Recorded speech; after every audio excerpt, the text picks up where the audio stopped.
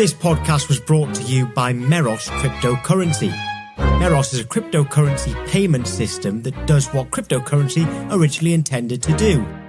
Be a practical and secure form of direct payment, Meros utilizes the best of current technology in a powerful new way. It introduces a groundbreaking consensus mechanism called merit caching. This enables Meros to be both feeless and instant while maintaining the same level of integrity of traditional networks like Bitcoin. To find out how you can participate in the future of crypto payments, go to meroscrypto.io now. Hello and welcome to State of the Project Meros with me, your host Cryptosi, and as ever I am joined by the mercurial talent Kayaba. Kayaba, how are you, sir? I'm doing well, thanks for asking. As always, just happy to be back here and I'm excited for this episode. Excellent. Well, this is actually going to be the September update of Meros, and during this podcast, if you've been following, we delve into what's happening behind the scenes and in the code and within the general makeup of this brand new project called Meros. And this month we've got a pretty packed lineup, so I guess we really should get started. And I want to start by discussing all of the testing that has been going on. We touched on it in the last episode, but it's really taken hold now and really, I hope, going well. In particular, I want to speak about the Python suites that have been going up at a rate of knots onto GitHub. Kayaba, has this testing thrown up any unexpected results, and generally, how has it gone? There have been a few things which I'm not happy to have found, just issues with their code base, but that's exactly why we have these tests. So honestly, the unexpected is the expected while we're writing these tests, while we're working on them, and while we're pre-mainnet and still making sure that we follow the protocol and wrote a secure product. Really, I'm just happy that they've been increasing in quantity, increasing in quality, becoming easier to write, and work on creating complex interactions that are likely to cause bugs, if they would cause bugs. And I'm excited that anything we have seen is being caught and fixed before mainnet. Awesome. I noticed recently, my next question is that there's a Python style guide now. So could you describe why you felt you needed a style guide also in Python, and how it's coming along? We actually had an issue created by a community member. And the community member said, hey, we don't have a Python style guide. I would recommend PEP8, which I believe stands for Python Enhancement Proposal, but I'm not 100% sure. But even if it doesn't exactly stand for it, that's basically what it means. The PEPs are just proposals to make Python better. And one of them is the style guide. And I'm personally not a fan of it. There's just a few quirks in it that really frustrate me. And of course, at the top of it says, this is a style guide, but this isn't for every project. What matters most is the style guide for your project, not the style guide we suggest for the language. This is meant for Python itself, and other projects are welcome to adopt it. So it is a very common style guide. I'm just very annoyed by some of its choices, and it's not meant to be for all Python code. It's meant to be for Python and projects that want it.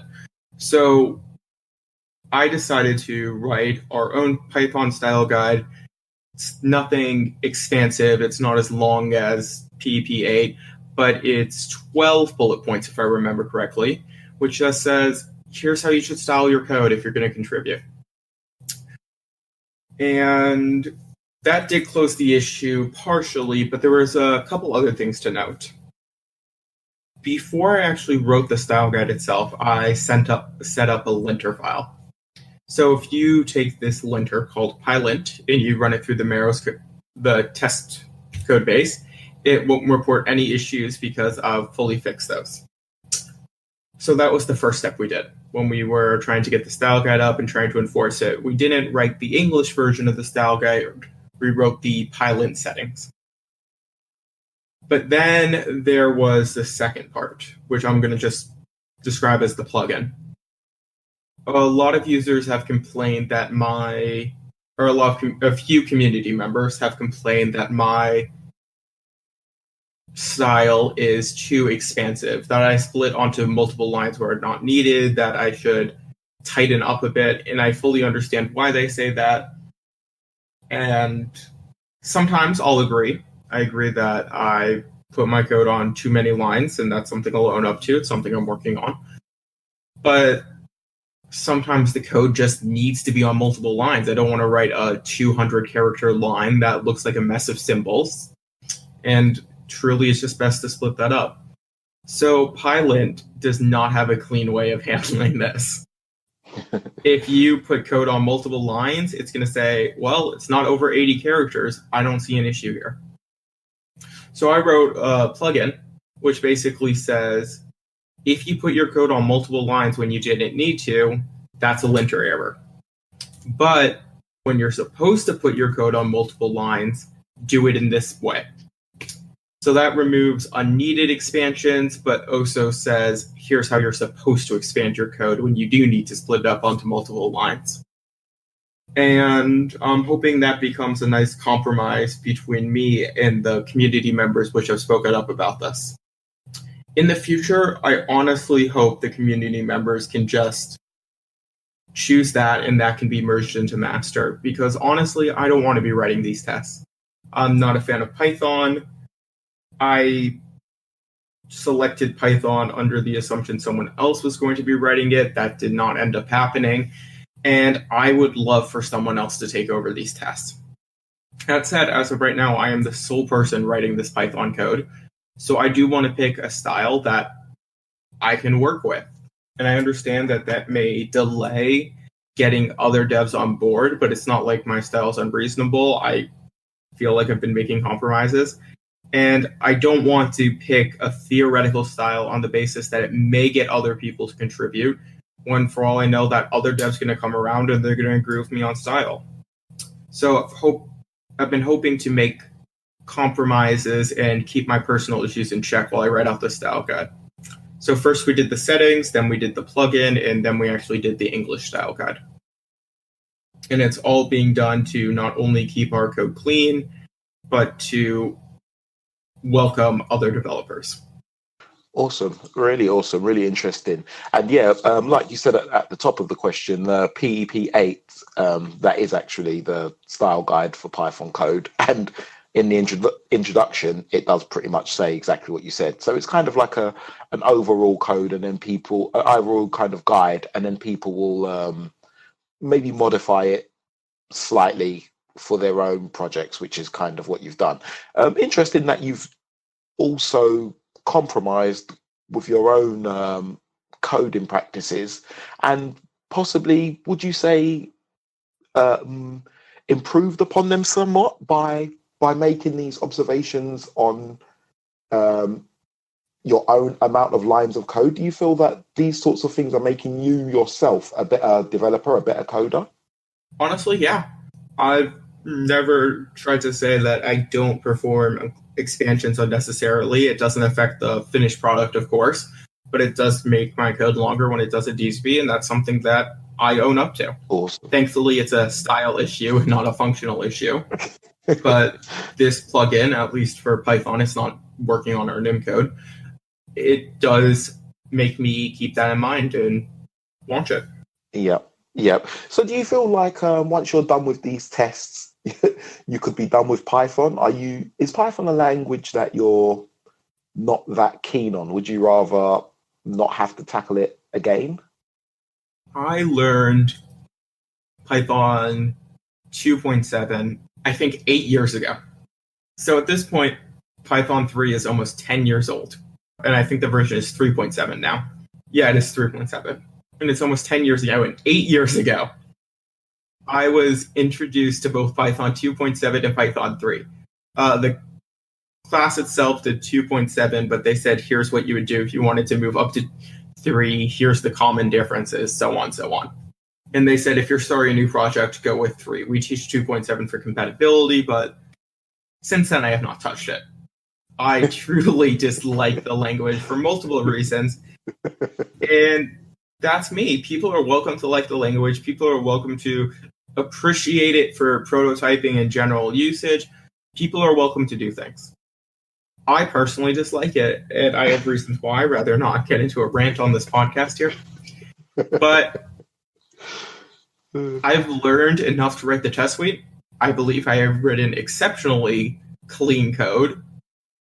I may not write Pythonic code in the sense that I may not write what other Python developers would write, but I do believe that most Python developers will agree it's good code, even if it's not common code.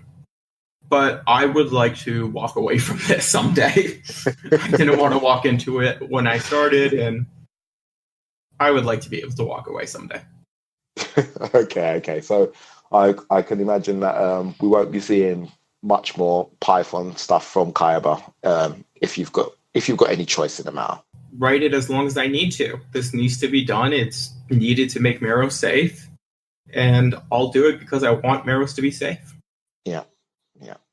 Okay, so moving on.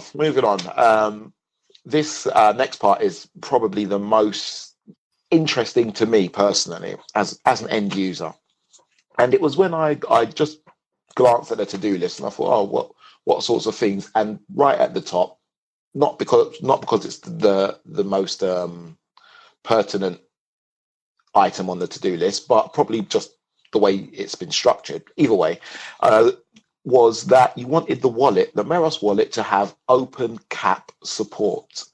Now, a lot of people listening probably won't know what OpenCAP is, so could you just describe it briefly and tell us why you feel Meros should have OpenCAP support? So OpenCAP is basically email addresses for cryptocurrency. So for example, if I'm Kayaba at kayaba.io, instead of using the @ if I replaced it with the $, that would be my OpenCAP address. And it's a nifty tool that makes crypto addresses not only more accessible, but more memorable. So I wanted to integrate them into the Meros wallet in order to just increase the accessibility, make Meros more useful, so on and so on. And honestly, I really think it will help out. So I'm excited to add it, just because I think it will make Meros easier to use. I think people new to cryptocurrency will have an easier time if they don't think, oh, what's this long string of characters? They just say, oh, it's like emailing you. And it's just currently the top protocol out there for this. Oh, okay. So there are other alternatives to OpenCAP, because I must admit I was blissfully unaware that OpenCAP was actually had progressed as far as it is at this point. Would you say the OpenCAP protocol is pretty much finished and ready to go? It hasn't had edits in a while, and really once you get a protocol like this, you define a goal, you meet that goal, and you said, I've met that goal. There's nothing really more to do here, so I'm done. And when you're done, you're done. There's no real extended changes. You may want to update it in the future, but if you update it in the future, you're not going to be talking about OpenCAP. You're going to be talking about OpenCAP 2.0. So really, they set out to write a protocol. They wrote the protocol. It meets the goals. They haven't touched it in a few months, and I don't think they'll go back to it, really, because there's just no need to at this time. So for the end user, what we're talking about is you open up your Meros wallet. You've got, I guess, something akin to an address book, which has got these names of people and their OpenCAP addresses, which will look to the naked eye like an email address with a $sign instead of a @sign. So we could have Cryptosi, $, smartreach.tech. And then what's the process for somebody then finding out my actual string of addresses? Do they then query a server, get a response, and then send? Right. So just if you were sending an email to gmail.com, now you're sending, hey, what's the address for Cryptosi at whatever, or $, whatever server. So directly request the server. It's not a decentralized protocol in the sense it's on the network. It is routed through a server. That said, anyone can spin up a server, and any server is valid. There's no whitelist. There's no requirement on becoming a server. You just have to exist as a server. Okay. How does it handle, I don't know if you would know this actually, but how would it handle conflicts if two people choose the same name? Right, so that's up to the server itself. It might do a first come, first serve, or it might have its own method for dealing with it, but that's up to the server itself. It can decide how it wants to handle it since it is a centralized server. Right, okay, brilliant. With a system like this, does it have any effects on privacy? Is privacy infringed on or enhanced in any way, or is it kind of not really applicable? What we would really be looking at here isn't privacy, but anonymity. Previously you were an address, which doesn't have any significance to it beyond the random characters it is and the transactions in it. Now, if you set Cryptosi $wherever.com, people are now going to say, hey, this address belongs to Cryptosi. Yep. So that's why we're more looking at anonymity.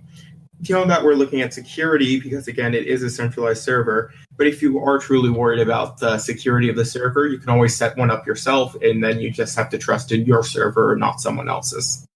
Yes, because I guess we would also have the problem that the server could act maliciously and point your name, Kayaba $Meros.com, to an address that the server controls. Correct. Is that right? Okay.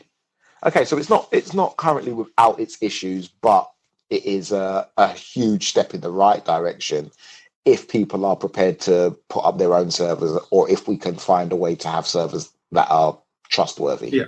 We're also looking at an on-chain solution. Okay. I guess it's very early stage. Do you have any details about how you intend to do that? So basically, what we would be looking at is use of the data transactions in Meros, where you can create a data transaction that says, hey, I'm claiming this username.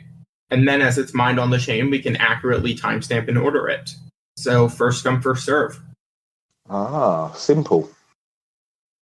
Simple. Excellent. That's really cool. That is really cool. Okay.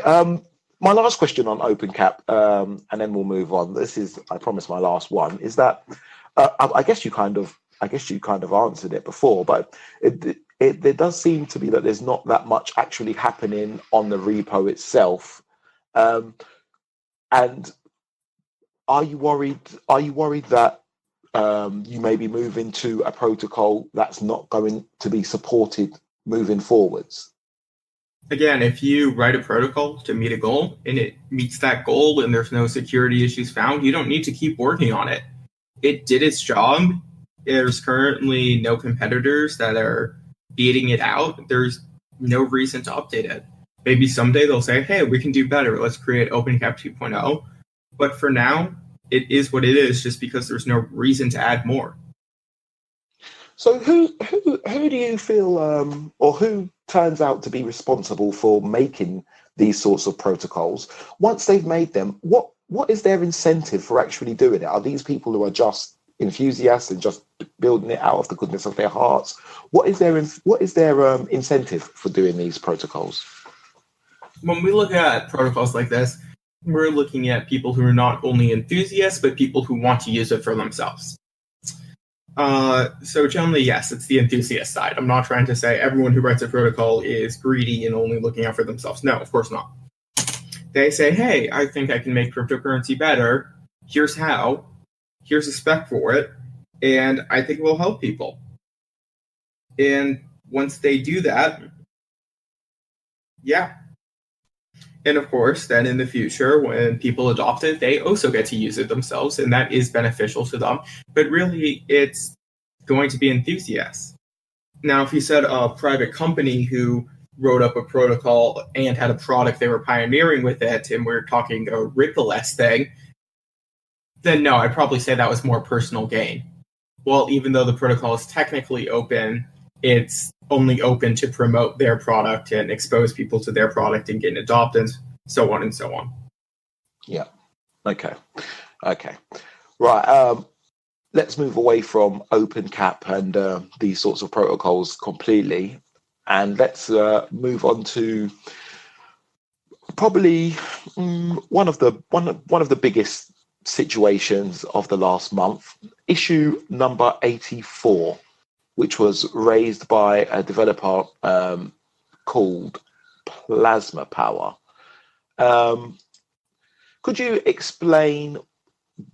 I'll tell you what it was called. It was called disallowing spending unified transaction doesn't meet the protocol. Could you explain that to the listeners in a more English term?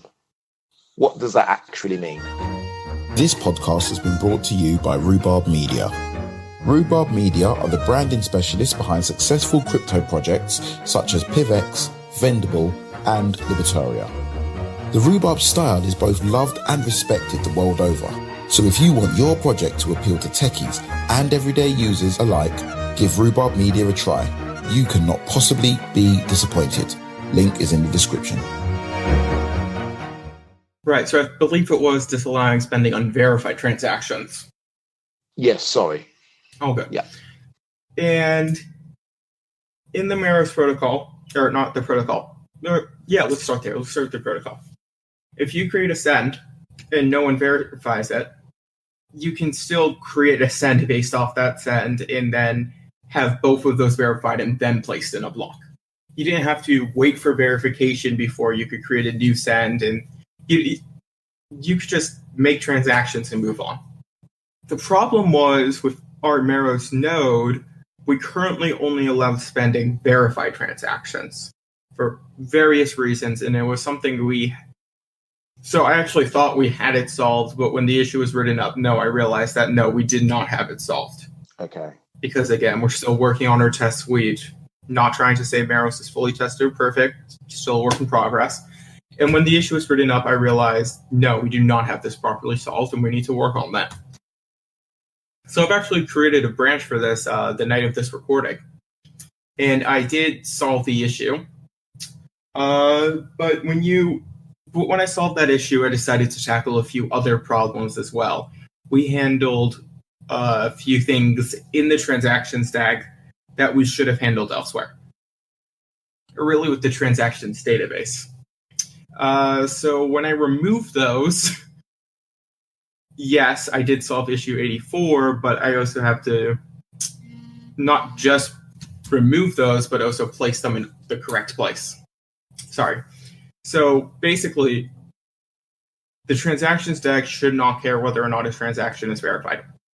If every transaction is just existing, it's not verified, it's not unverified, then you can spend unverified transactions because those are just regular transactions. And that's how it fixes 84. That said, by not tracking whether or not a transaction is verified, you create other problems. So I now have to move that over to the consensus DAG, which is where it should have been, just for organization's sake. So I have fixed issue 84 and removed that code, but now the branch has to continue on by working on the consensus DAG before it can be merged into master. So this may be a purely hypothetical question. Let's say you were just gung-ho, like some other projects are, and you just decided, look, I'm going to release this code before I do these tests, before I do any of this stuff, and it's out there and it was working. Would that sort of a critical bug have led to people being able to quite easily double spend? No, it just would have been an obstacle. It would have slowed things down. Basically means if you created a send and then you created a second send, that second send would be treated as invalid unless the first send was already verified.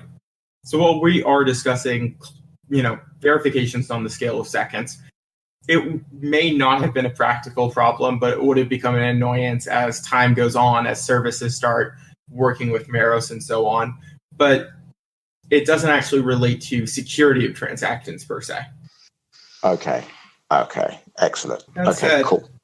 This transactions DAG redo, it does tackle another aspect. When we were working on merit removals, which is something we merged in this past month, one of the things that happens is you need to be ready to revert transactions in the worst case scenario. In the absolute worst case, which will hopefully never happen. We have a lot of checks against it. We've worked on this problem for weeks in the design stage and months in the development stage.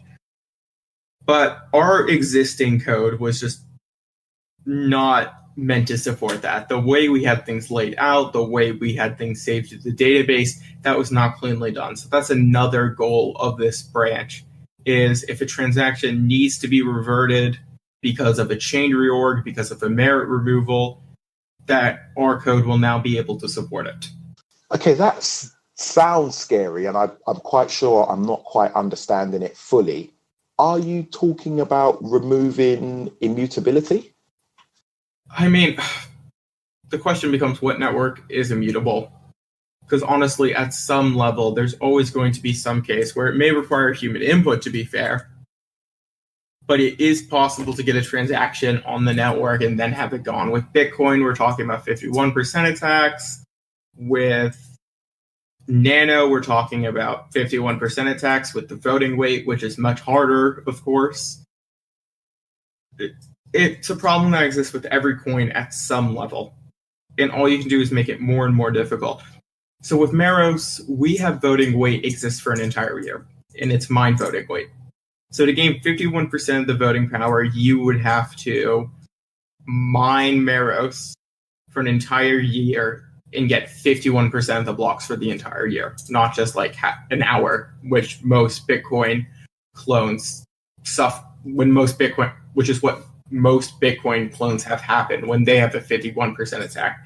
They'll have an hour of high hash rate, reverse the chain, and add new blocks, while we require it to happen for a whole year. So we do have a lot of security elements. I'm not trying to deny that. But we do have to say, if this is going to happen, we have to act on it. Yep. So our existing transactions DAG just did not save the needed data to go back in time. So that's a new goal, is just to simplify the design and enable that.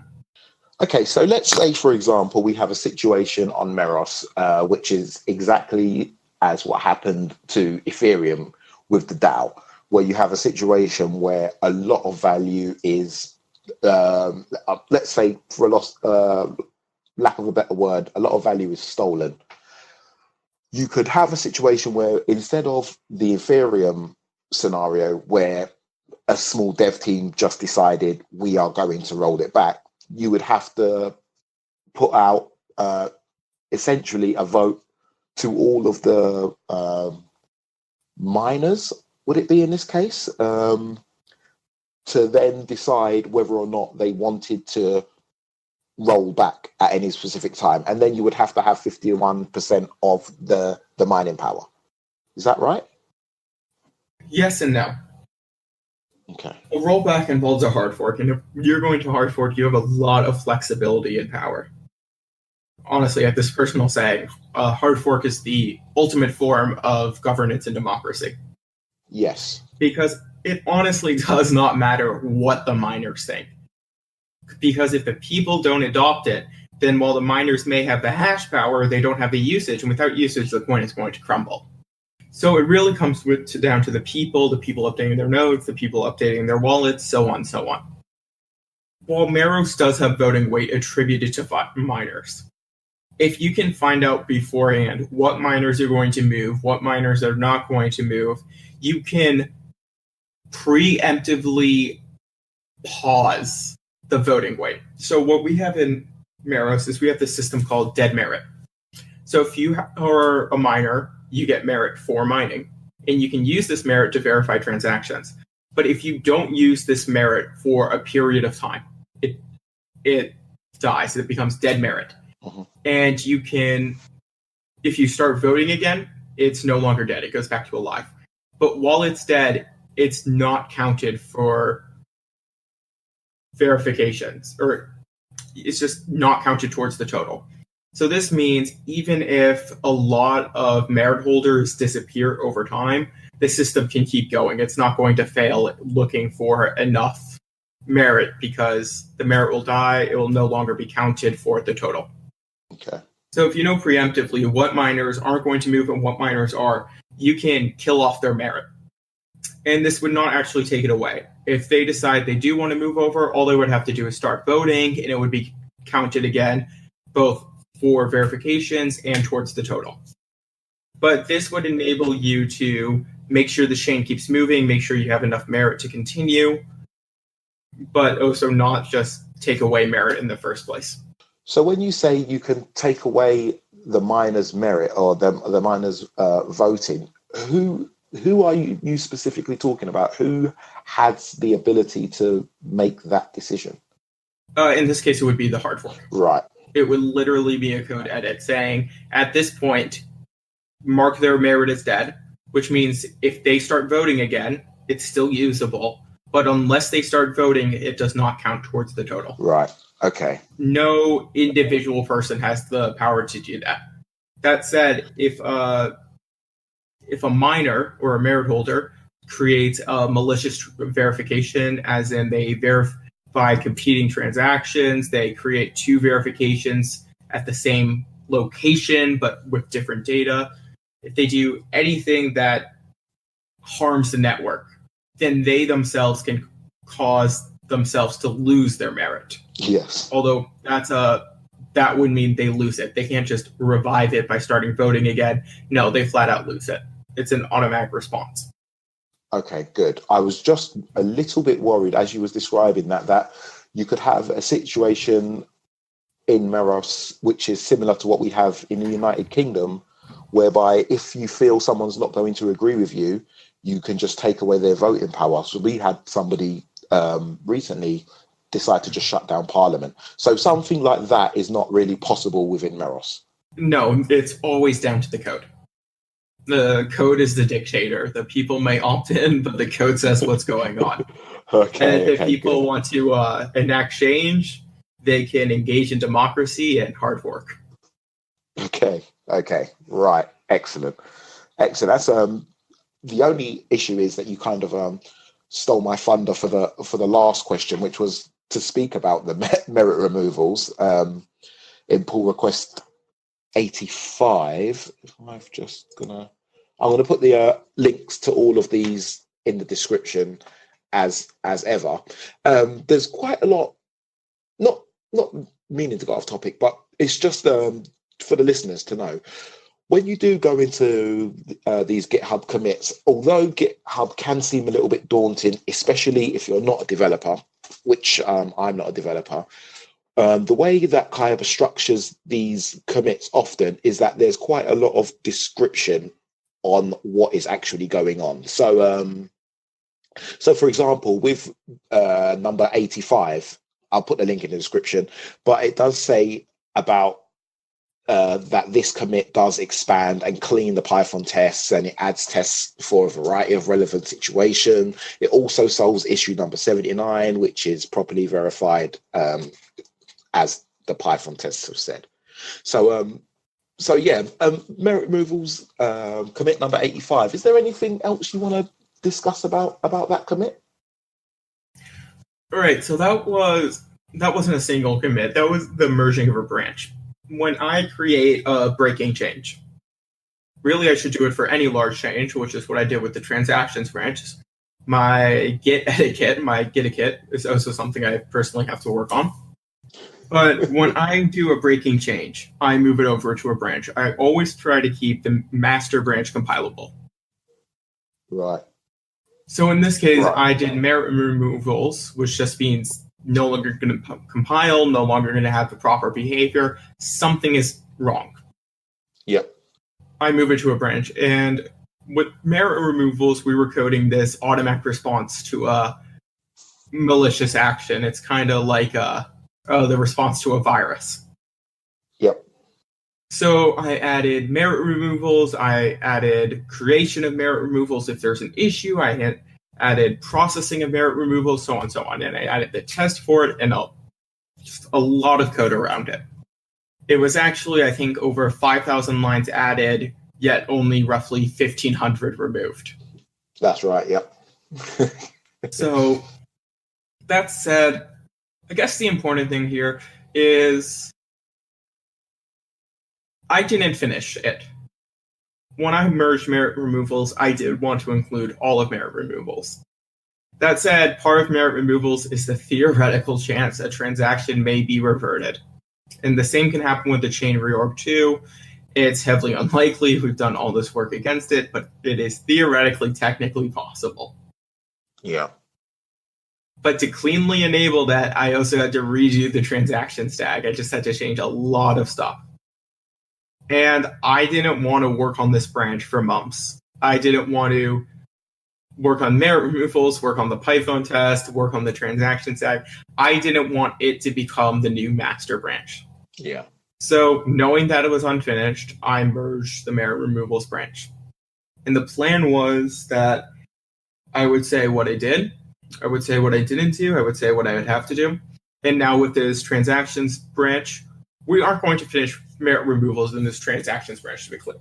But we are going to enable what we need, and we may do the transactions related parts. And then in master, I will finish the merit removals work. So it's a process. That's kind of the takeaway here. It's a lot of work. There's still a few things to do here and there. I merged what I had because it was working, it compiled and all that. Now I'm working on another branch for another large change that will break stuff as I go along, but by the time I merge it, it's going to be working again. And once I have the initial merit removals code, which I did, that's merged. And then once I have the new transaction tag, then I can kind of tie them together.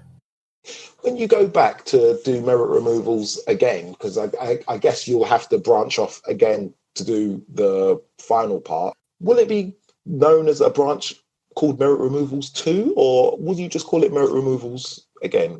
Well, to be clear, I'm not going to have to redo this code. It's perfectly valid code. I'm just going to have to add some new features to it. Yeah. So what I'm going to be looking at here, I may not even need a branch. I think I'm going to be able to just do this on the main branch, honestly, because I don't think it's going to break anything as I go. Okay.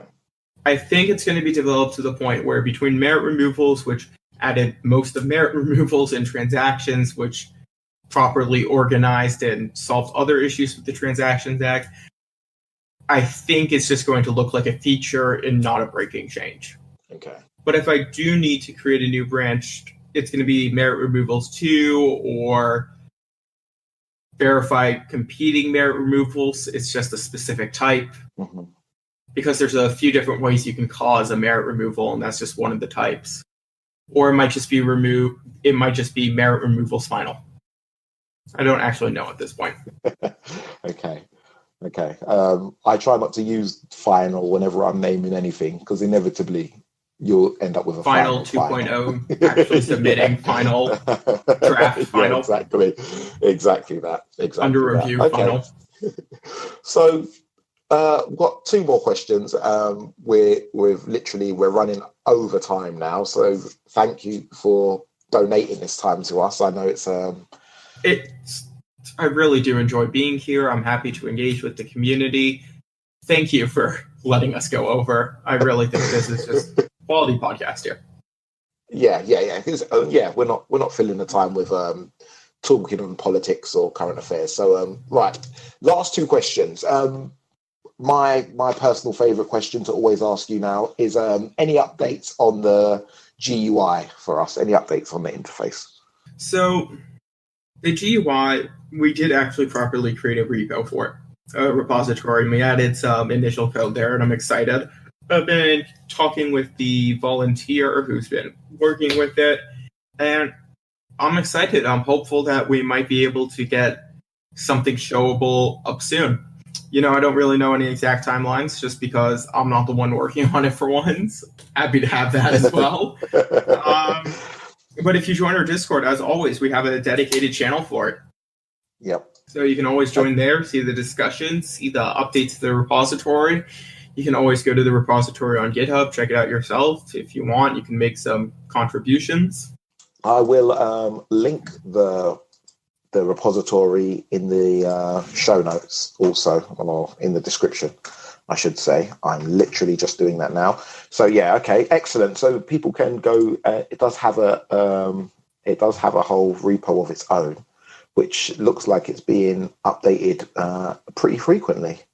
So that's good. That's good. I will check that out in my own leisure later on today. Lastly but not least, what do you have planned for the next month? So what sorts of things could we be expecting to be discussing by the next update, which will be the October update? Right. So really, we're just going to be focusing on the transactions tag and the merit removals and the GUI. Really, this transactions tag, honestly, I'm hoping to have it done within a week and a half. It's pretty complex, but I've been making a good pace at it so far, and I'm really just excited with how it's been going so far. That said, I'm going to say that now. It's going to end up taking more than 2 or 3 times what I say, so I want to be careful.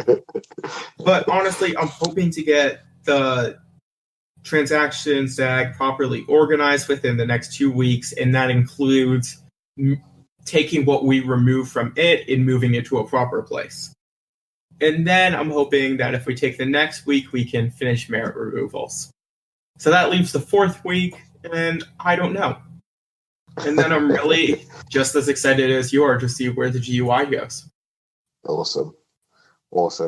Right, Kayaba, thank you so much for your time. It's been absolutely riveting. Got through so much this month, so thank you for explaining everything so concisely, as you always do. And is there anything else you want to discuss before I let you go back into the dungeon to do more coding? No, but truly, thank you for having me on. It's been great as it always is. Awesome. And for those listening, please make sure you like, subscribe, and comment if you've got any questions. If you do have any questions that you want to add, to be honest with you, this month I haven't even checked the community questions, so I need to pull my socks up on that and get some in for next month. But there was so much going on that I didn't really have time for it. So if you do want to ask some questions for this particular podcast, join the Meros Discord. The link is always in the description. And there's a channel there, I believe it's called State of the Project. Go in there and ask whatever questions it is you want to have featured. And I promise you, generally, we do have the community questions featured. And other than that, thank you so much for listening. And I'm looking forward to speaking to you all again next month for the October update. So Kayaba, once again, thank you very much. Thank you.